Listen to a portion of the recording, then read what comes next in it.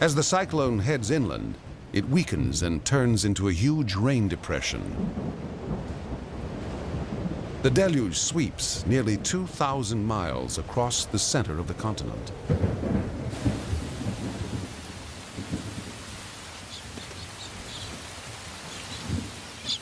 And cockatiels celebrate with a rain dance. Within hours, every riverbed fills with life-giving water.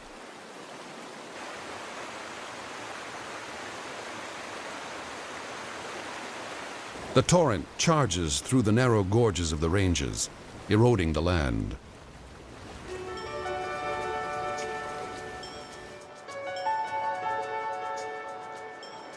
Ribbons of nourishment snake across the continent towards the parched center.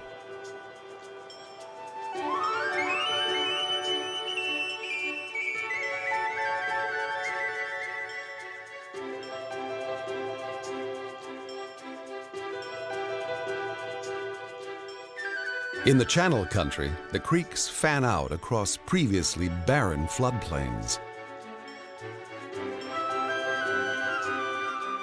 And for a brief time, the desert is given the kiss of life.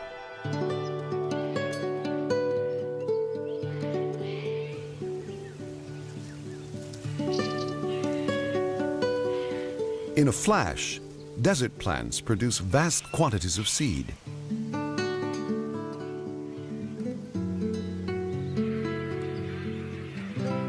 Somehow, water birds sense the transformation and travel great distances.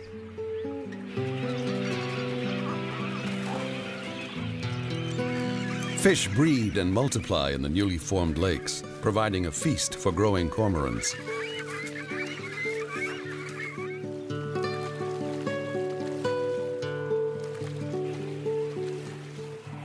Australian cranes arrive in search of the roots of sedges.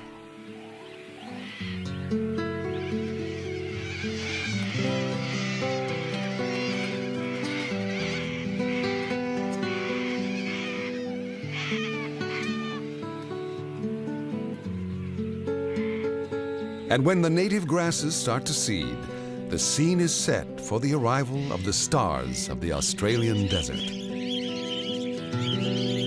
Budgerigars.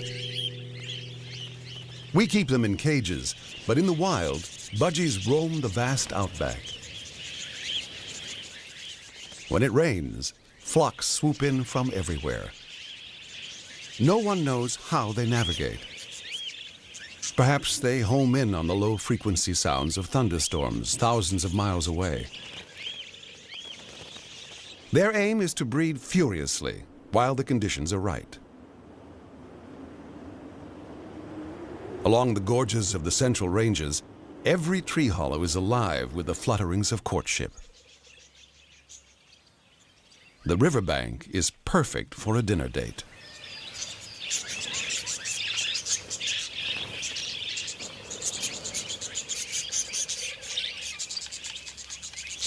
In the budgie mating game, you need to be camouflaged while feeding on the ground, but still flashy enough to impress a potential mate.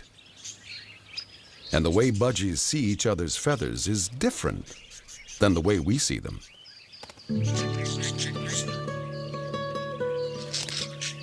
We see in red, green, and blue, but budgies have a fourth cell in their eye that enables them to see ultraviolet.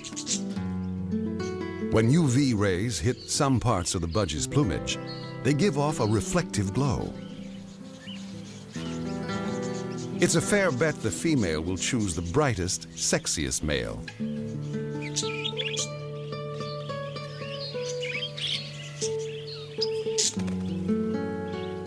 Especially if he can fight, too.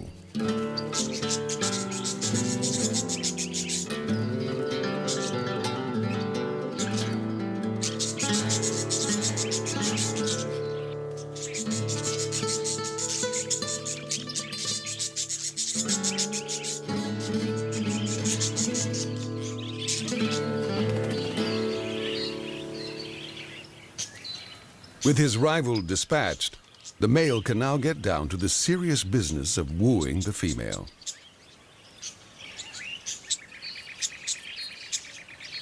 Not only do budgies have highly reflective UV markings, some parts of their plumage actually become fluorescent.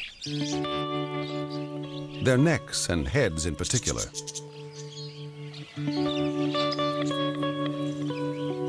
The feathers don't lie.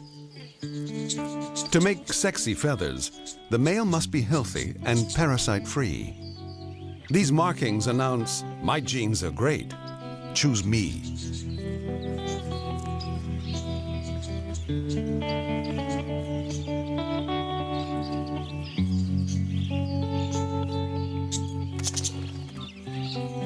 And if she does, he treats her to dinner by regurgitating food into her mouth.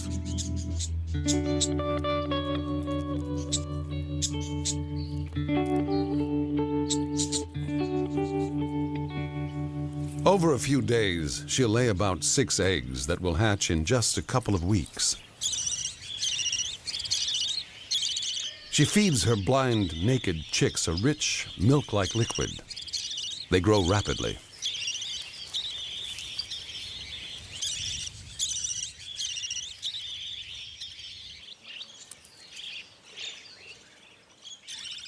Within 12 days, their wing feathers come through.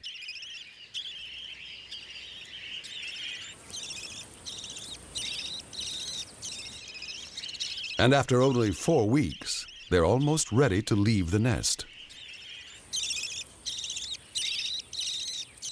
Incredibly, these chicks will be ready to breed in just 60 days after hatching. It's a super quick turnaround to get the young out of the nest while the going is good. But it could be all over in an instant. At 6 feet, the Parenti is Australia's largest lizard.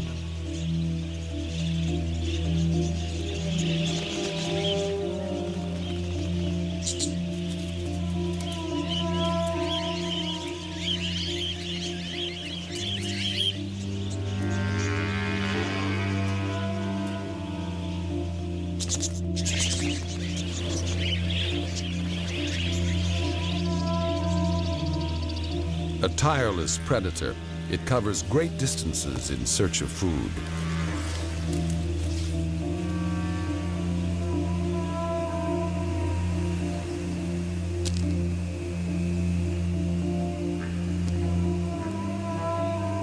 The Parenti tracks its prey by sight and by detecting scent molecules that it picks up on its tongue.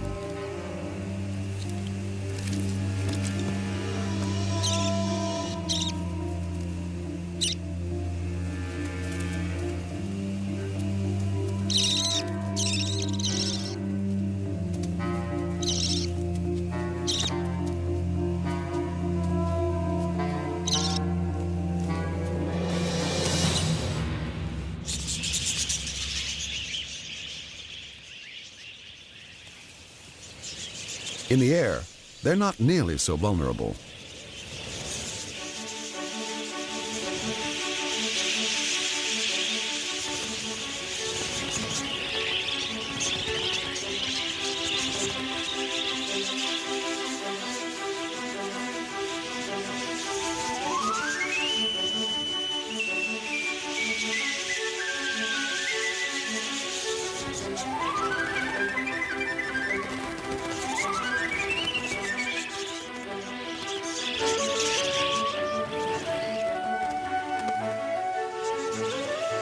Synchronized squadrons fly low between the mulga trees. The colors on their backs camouflage them against the grasses.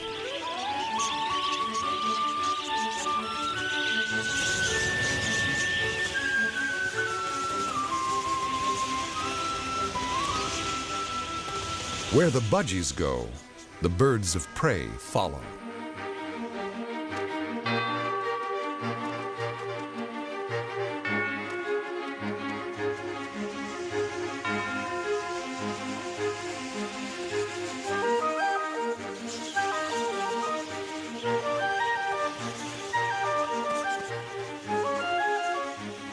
Kites, falcons, harrier hawks. Each hunter looks for a weak link.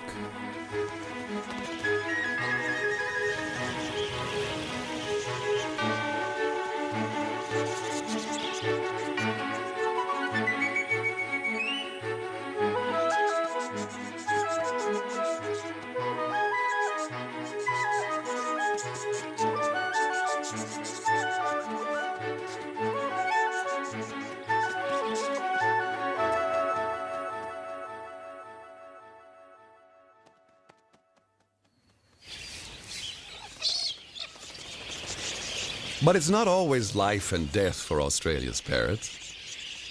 Galahs seem to have plenty of time for clowning around.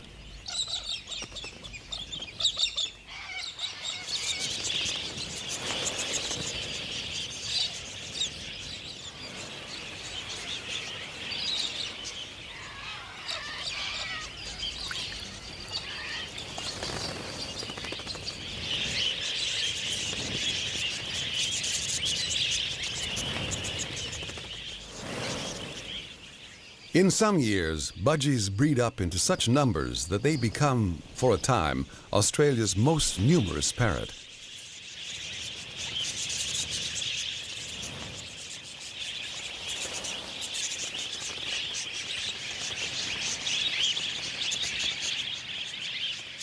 Accounts by the early settlers tell of flocks so big that they blackened the sky.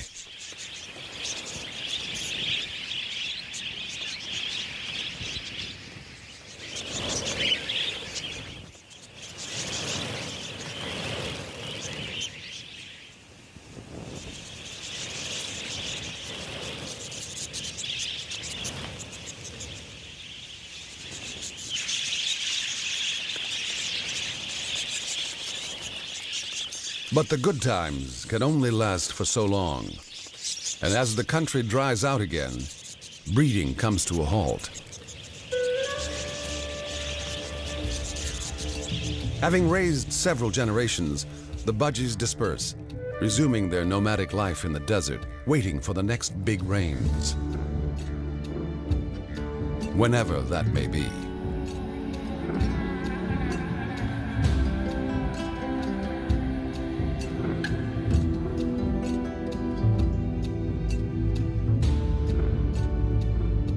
In contrast to the unpredictable droughts of the interior, the seasons along the southern edge of Australia are far more regular.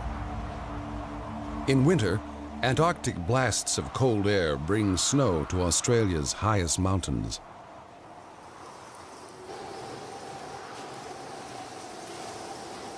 Wombats can forage in any weather. But it's not great weather for parrots. There is one that manages to survive above the snowline.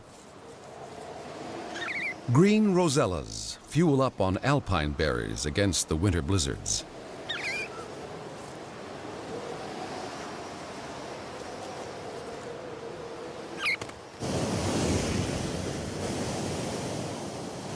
Down at sea level, the cold fronts bring gale-force winds.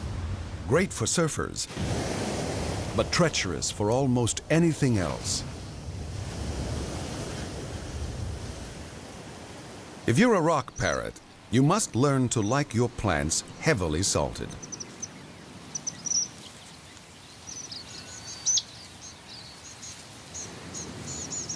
Living in the salt spray zone is not an easy life, but these hardy parrots are tough customers.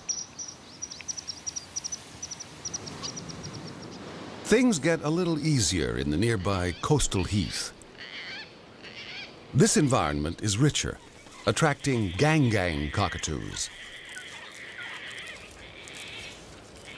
Like most cockatoos, gangs are left-footed, gripping onto their windblown perch with their right leg while holding the seed pod with their left.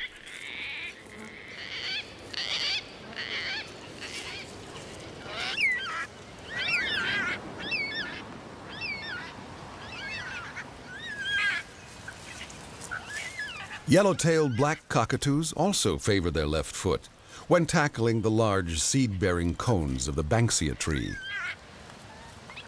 It's a tricky operation that combines brute force to slice through the tough exterior and a delicate touch to extract and shell the seeds that lie within.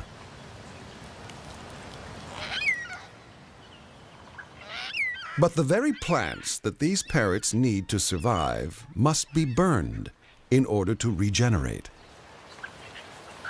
All this takes is a thunderstorm.